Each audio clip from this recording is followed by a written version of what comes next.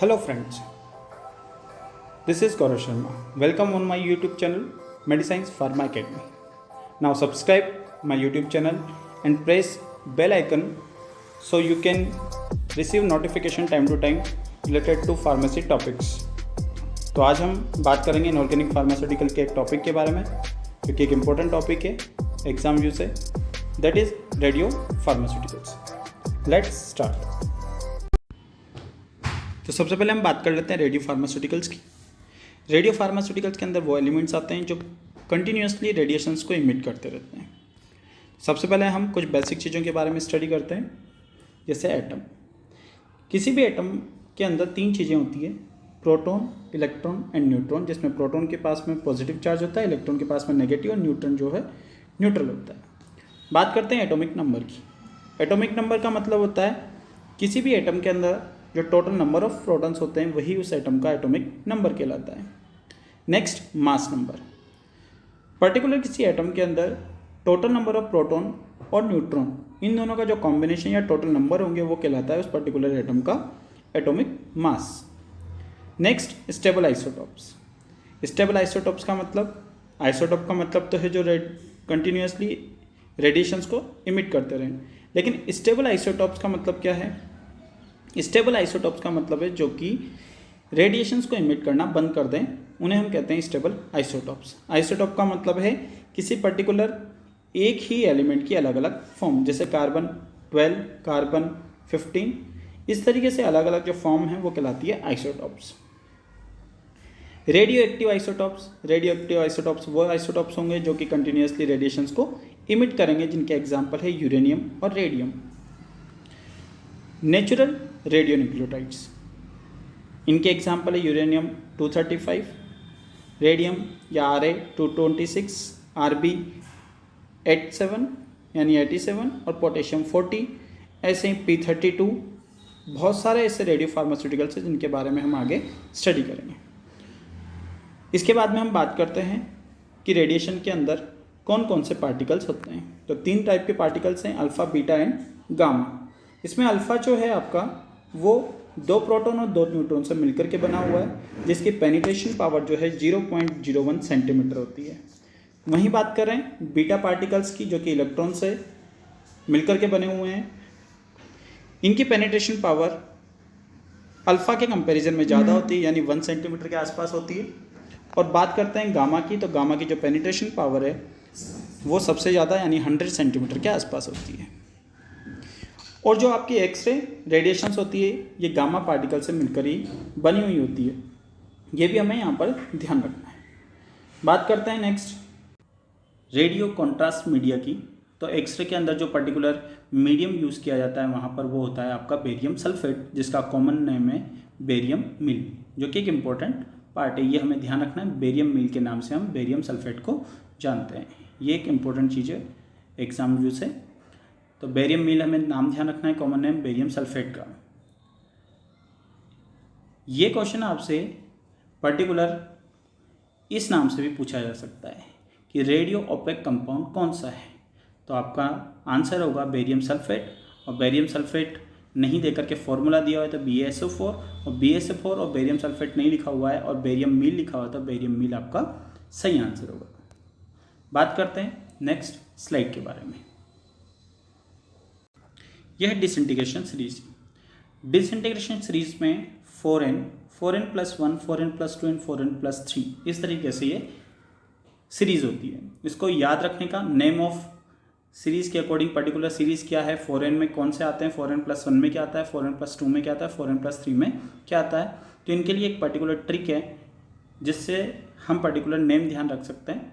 जैसे है trick, thorium ने यूरेनियम को एक्टिवेट किया. तो थोरियम ये हो गया, ने से नेपच्यूनियम हो गया, यूरेनियम यानी यूरेनियम हो गया, को एक्टिवेट किया तो एक्टिनियम हो गया. तो ये पर्टिकुलर एक सीरीज़ हो गई. थोरियम ने यूरेनियम को एक्टिवेट किया, तो थोरियम सबसे पहले, नेपच्यूनियम, देन यूरेनियम, फिर एक्टिनियम. तो ये ही पर्टिकुलर सीरीज इस फॉर्म में होगी, 4n, 4n+1, 4n+2 और 4n+3. स्टार्टिंग एलिमेंट क्या होता है इन पर्टिकुलर सीरीज़ का. बात करते हैं सबसे पहले 4n सीरीज़ का. तो 4n सीरीज़ का जो स्टार्टिंग मटेरियल स्टार्टिंग एलिमेंट होता है वो होता है TH232। स्टार्टिंग एलिमेंट का मतलब हो वो एलिमेंट जो कि पर्टिकुलर अभी रेडिएशंस को इमिट कर रहा है, यानी जिसके अंदर पावर है। अब उससे वो पर्टिकुलर रेडिएशंस इमिट होती जाएगी होती जाएगी होती जाएगी होती जाएगी होती जाएगी होती जाएगी, और एक टाइम ऐसा आएगा जब इसमें से रेडिएशंस निकलना बंद हो जाएगी और फिर ये हो जाएगा आपका स्टेबल। तो स्टेबल कंपाउंड जो होगा वो चेंज हो जाएगा। तो थोरियम का जो स्टेबल प्रोडक्ट होगा वो होगा आपका लेड, दैट इज़ Pb।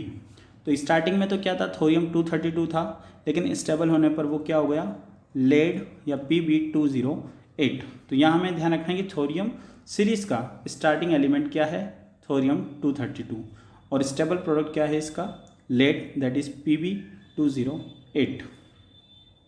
बात करते हैं नेपच्यूनियम सीरीज़ की। नेपच्यूनियम सीरीज़ के अंदर जो स्टार्टिंग एलिमेंट है वो है Np237, जो कि रेडिएशंस को कंटिन्यूसली इमिट करते करते लास्ट में स्टेबल हो जाएगा और चेंज हो जाएगा ये Bi209 में। नेक्स्ट थर्ड है यूरेनियम। यूरेनियम का स्टार्टिंग होगा एलिमेंट U238, जो कि रेडिएशंस को इमिट करने के बाद में ये भी स्टेबल में कन्वर्ट होगा और ये भी लेड के अंदर जाएगा, ये हो जाएगा Pb206। लास्ट आता है हमारे एक्टिनियम, और एक्टिनियम का स्टार्टिंग एलिमेंट होगा U235 और इसका स्टेबल एंड प्रोडक्ट होगा लेड 207। तो हमें ये ध्यान रखना है कि यहाँ पर 4n+2 4n+3 में जो स्टेबल एंड प्रोडक्ट होता है वो लेड ही है, तीनों के केस में लेड ही होता है। लेकिन नेपच्यूनियम सीरीज जो कि 4n+1 है उसके अंदर बिस्मथ 209 स्टेबल एंड प्रोडक्ट है, यह हमें ध्यान रखना है। नेक्स्ट जो दो टेबल दे रखी है इनके अंदर n की वैल्यू दे रखी है, यानी n की वैल्यू अगर आप यहाँ पर रखेंगे स्टार्टिंग में सीरीज में तो आपको स्टेबल और उसके अलावा स्टार्टिंग एलिमेंट दोनों के पर्टिकुलर नंबर आपको पता लग जाएंगे। जैसे हम अगर 4n के अंदर स्टार्टिंग एलिमेंट की यानी 58 की अगर वैल्यू यहाँ पर रखते हैं और 4 से इसको मल्टीप्लाई करते हैं तो हमारा आंसर आ जाएगा 232। वहीं पे अगर हम स्टेबल के लिए वैल्यू रखते हैं 52 तो हमारा आंसर आ जाएगा यहाँ पर 208। तो ये स्टार्टिंग एलिमेंट में n की वैल्यू है, और ये वाली आपके स्टेबल एंड एलिमेंट का जो प्रोडक्ट रहेगा या स्टेबल एंड एलिमेंट रहेगा उसकी वैल्यू है n की। इसी तरीके से हर सीरीज़ की एक वैल्यू दे रखी है। 4n+1 में स्टार्टिंग की 59 है, एंड की 52 है। आपको डायरेक्टली इन वैल्यू को n की जगह पुट करना है, 4 से मल्टीप्लाई करके +1 करना है, तो नेपच्यूनियम का आपको स्टार्टिंग एलिमेंट और स्टेबल एंड प्रोडक्ट की वैल्यू का पता लग जाएगा। उसी तरीके से हमें 4n+2 और 4n+3 के अंदर भी इन वैल्यू को पुट करना है। यहाँ हमें ज़्यादा चीज़ें ध्यान नहीं रखना है, हमें जो चीज़ें ध्यान रखना है वो ध्यान रखना कि इस सीरीज़ के अंदर पर्टिकुलर सीरीज़ कौन सी, थोरियम के 4n है, नेपच्यूनियम के 4n+1, यूरेनियम 4n+2 और एक्टिनियम के 4n+3। उसके अलावा ध्यान रखना है कि सभी के अंदर लेड है, सिर्फ और सिर्फ नेपच्यूनियम सीरीज को इसके अंदर bismuth as a end product हमें मिलता है, या एंड एलिमेंट ये होगा रेडिएशंस को इमिट करने के बाद में। बात करते हैं नेक्स्ट स्लाइड के बारे में। तो यहाँ पर हम देखें सबसे पहले जो कॉमनली पूछी जाती है कि रेडियो एक्टिविटी की या रेडियो एक्टिव कंपाउंड्स की जो यूनिट है वो क्या होती है, तो यहाँ पे हमें ध्यान रखना है क्यूरी। यह हमें ध्यान रखना है, सिंबल क्या है Ci और C, ये इसका सिंबल है। वैल्यू क्या है 3.7 × 10⁻10 पर सेकेंड। इसके सब यूनिट्स भी हैं। अगर मिली क्यूरी पूछे तो मिली क्यूरी के अकॉर्डिंग आपको 10 की जो वैल्यू 10 थी उसमें से 3 कम करना है, यानी 10⁻7 हो जाएगी। माइक्रो क्यूरी पूछे तो आपके 10⁻7 में से 3 और कम कर देना तो 10⁻4 हो जाएगी पर सेकेंड, ये इनकी वैल्यू रहेगी। तो क्यूरी की वैल्यू है 3.7 × 10⁻10, मिली क्यूरी 3.7 × 10⁻7 और माइक्रो क्यूरी 3.7 × 10⁻4। लेकिन यहाँ पर जो इंपॉर्टेंट है वो आपके सिर्फ ये है यूनिट का नाम क्यूरी और इसकी वैल्यू 3.7 × 10⁻10। बात करते हैं रेडियो एक्टिविटी की, जो ऐसा यूनिट है सबसे स्टैंडर्ड यूनिट है वो कौन सी है, तो बैक्यूरल जो इसकी है BQ, इसका सिंबल है, यही इसकी मेन ऐसा यूनिट है जिसके बारे में भी क्वेश्चन ज़्यादातर पूछा जाता है। इसकी वैल्यू है 2.7 × 10⁻11 पर सेकेंड। और कुछ चीज़ें हैं जैसे electron volt, 1 electron volt equal to कितना होता है 1.6 × 10⁻19 जूल। रॉन्टजन जिसका सिंबल है R, 1 R equal to 2.58 into 10⁻19 rad, 1 rad equal to 10⁻⁻2 joule per KG. Rem, जिसको रेड इक्विवेलेंट बोलते हैं। तो ये चीज़ें आपके इतनी ज़्यादा इंपॉर्टेंट नहीं है। आपके दो चीज़ें हैं, क्यूरी और उसकी वैल्यू, और ऐसा यूनिट क्या होती है, बैक्यूरल। यह आपको मेन ध्यान रखना है, बैक्यूरल का नाम और बैक्यूरल की वैल्यू। बात करते हैं नेक्स्ट स्लाइड के बाद। नेक्स्ट स्लाइड में है मेजरमेंट के लिए, रेडिएशंस के मेजरमेंट के लिए कौन कौन से डिटेक्टर्स यूज़ होते हैं। तो दो डिटेक्टर हैं, एक है आपका गैस फील्ड डिटेक्टर, दूसरा है आपका सिंटिलेशन डिटेक्टर। पहले बात कर लेते हैं गैस फील्ड डिटेक्टर्स की, जो कि सबसे ज़्यादा इंपॉर्टेंट है और वही इंपॉर्टेंट है इसके अंदर मेजरमेंट के लिए। बाकी आपके सिंटिलेशन डिटेक्टर्स थोड़े कम इंपॉर्टेंट है। बात कर लेते हैं हम सबसे पहले वाले की। सबसे पहले जो गैस फील्ड डिटेक्टर्स हैं, इन गैस फील्ड डिटेक्टर्स के अंदर सबसे पहले आता है आपका आयनाइजेशन चेंबर। तो आयनाइजेशन चेंबर के अंदर पर्टिकुलर कौन कौन सी गैसेस का यूज़ किया जाता है। तो इस डिटेक्टर के अंदर जो गैस यूज़ होती है वो है आपकी आर्गन, हीलियम और पर्टिकुलर जो एयर है। तो ये हमें ध्यान रखनी है, इनमें दो गैस आपको ज़्यादा ध्यान रखनी है, एक है आपके आर्गन, दूसरी है हीलियम। नेक्स्ट बात करते हैं प्रोपोर्शनल काउंटर, जिसको हम P10 के नाम से भी जानते हैं। तो P10 का नाम हमें ध्यान रखना है, P10 के नाम से प्रोपोर्शनल काउंटर है। ये रेडियो एक्टिविटी को मेजरमेंट करने के काम आता है, और ये एक गैस फील्ड डिटेक्टर है, यानी ये इसके अंदर जो तीनों आपके आएंगे, तीनों के अंदर ही गैस का यूज़ होगा। गीगर मुलर काउंटर, इसके अंदर भी आर्गन और हीलियम यूज़ होगी, और आयनाइजेशन चैम्बर, इसके अंदर भी आर्गन और हीलियम यूज़ होगी। लेकिन प्रोपोर्शनल काउंटर जो है, जिसको P10 के नाम से जानते हैं, इसके अंदर दो गैसेज हैं। एक है आपके आर्गन, जो कि 90%, और 10% मीथेन का यहाँ पर यूज़ होता है। ये हमें ध्यान रखना है। यहाँ पर आर्गन कॉमन हो गई, चाहे आयनाइजेशन हो, चाहे प्रोपोर्शनल हो, चाहे गीगर मुलर काउंटर मेथड हो। गीगर मुलर काउंटर मेथड से तीनों ही टाइप की जो आपके रेडिएशंस के अंदर जो पार्टिकल्स हैं, उन तीनों ही पार्टिकल्स का detection Geiger Muller counter method से या गीगर मुलर काउंटर डिटेक्टर से हो जाता है, अल्फ़ा का, बीटा का और गामा का। बात करते हैं सिंटिलेशन डिटेक्टर, जिसमें सिर्फ हम नाम ध्यान रखेंगे कौन कौन से डिटेक्टर्स होते हैं। Inorganic scintillator, organic scintillator, photographic emulsion, semiconductor detector, Cherenkov detector, thermoluminescence dosimeters और ट्रैकेज डिटेक्टर। तो ये नाम ध्यान रखना है हमें सिर्फ, और ज़्यादा कुछ चीज़ों के बारे में ध्यान नहीं रखना है। बात करते हैं नेक्स्ट स्लाइड की। ये हैं कॉमनली यूज्ड रेडियो फार्मास्यूटिकल, जिनका यूज़ हम यहाँ पर देखेंगे। जैसे सबसे पहले है हमारा अमोनियम ब्रोमाइड। तो अमोनियम ब्रोमाइड में मेन जो आपका रेडियो एक्टिव एलिमेंट है वो है आपका Br82। Br82 का यूज़ क्या है? इसका यूज़ है एक्स्ट्रा सेल्यूलर वाटर मेजरमेंट में, इसका यूज़ है। नेक्स्ट है सोडियम सल्फेट, जिसके अंदर हम सल्फ़र के बारे में ध्यान रखेंगे। सल्फ़र 35 यहाँ पे यूज़ होगा, जो कि एक्स्ट्रा सेल्यूलर फ्लूइड मेजरमेंट के काम आएगा, यानी सेल के बाहर जो फ्लूइड है उसके मेजरमेंट के लिए इसकी रिक्वायरमेंट है।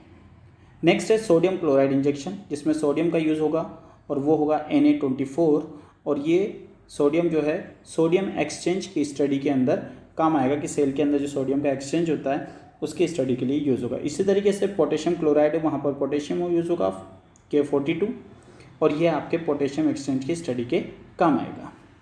बात करते हैं आयरन की।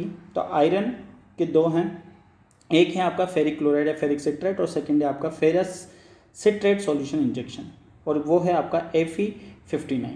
तो Fe59 का जो यूज़ है वो है आपका study of iron metabolism in RBC formation, यानी RBC फॉर्मेशन में आयरन का जो मेटाबॉलिज्म होता है उसकी स्टडी के लिए Fe59 का यूज़ है। बात करते हैं 6 नंबर की, साइनोकोबिलामाइन कैप्सूल सॉल्यूशन, जिसके अंदर कोबाल्ट के 3 अलग अलग रेडियो एलिमेंट्स यूज़ होंगे, CO57, CO58 और CO60, जिसमें 57 और 58 जो पर्निशियस एनीमिया के डायग्नोसिस के लिए काम आएगा, और कोबाल्ट 60 जो है वो आपका ट्रीटमेंट में यूज़ होगा एडवांस स्टेज ऑफ कैंसर, किस किस का, वेजाइना, यूटेरस, ब्लैडर और एट्सेट्रा। बात करते हैं 7th पॉइंट की।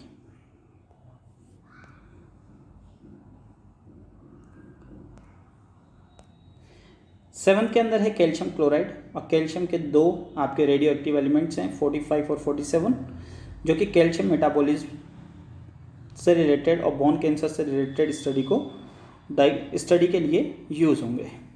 सोडियम फ्लोराइड में हो F18, इसका यूज़ होगा स्टडी ऑफ बोन मेटाबॉलिज्म में और बोन स्कैनिंग में। तो आपके कैल्शियम और फ्लोराइड दोनों ही आपके बोन से रिलेटेड होंगे, ये हमें ध्यान रखना है। लेकिन हमें पर्टिकुलर ध्यान रखना है कि ब्रोमीन का कौन सा, ब्रोमीन 82, सल्फर का कौन सा है, सल्फर 35, सोडियम का कौन सा 24, पोटेशियम का 42, आयरन का 59, कोबाल्ट का 57, 58 और 60, कैल्शियम का 45 एंड 47 और फ्लोराइड का F18। बात करते हैं नेक्स्ट स्लाइड के बारे में। नेक्स्ट 9 पे है आपका आयोडीन से रिलेटेड I-125 और I-133। I-125 used as a iodinated serum albumin injection and I-133 is used as a iodinated serum albumin injection। Use क्या है, I-125 का डिटर्मिनेशन ऑफ प्लाज्मा वॉल्यूम को डिटरमाइन करने के लिए, और I-133 का है टोटल ब्लड वॉल्यूम को फाइंड आउट करने के लिए, सर्कुलेशन टाइम के लिए और कार्डियक आउटपुट की स्टडी के लिए आपका आयोडीन 133 यूज़ होगा।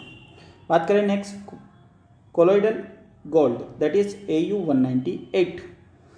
तो ये एक इंजेक्शन के फॉर्म में यूज़ होगा सिंटिलेशन स्कैन ऑफ लीवर के लिए।